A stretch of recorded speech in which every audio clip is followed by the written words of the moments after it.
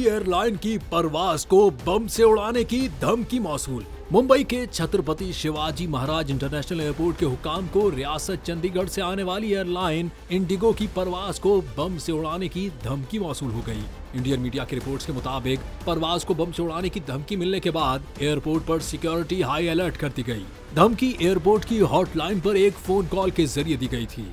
चंडीगढ़ से आने वाली इंडिगो की परवाज गुज़िश्ता रात मुंबई एयरपोर्ट पर उतरी। धमकी के बाद सिक्योरिटी प्रोटोकॉल को फौरी तौर पर फाल किया गया।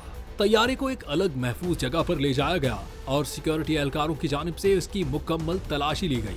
तैयारे में कोई भी मशकूक चीज नहीं पाई गई। ताहम पुलिस धमकी की तहकीकात कर रही है। याद रहे कि भारतीय एयरलाइन की परवाजों, एयरपोर्ट, रेलवे स्टेशन और तालीमी इदारों को बम से उड़ाने की धमकियां पहले भी मौसूल हो चुकी हैं, जो बाद में जाली साबित हुई।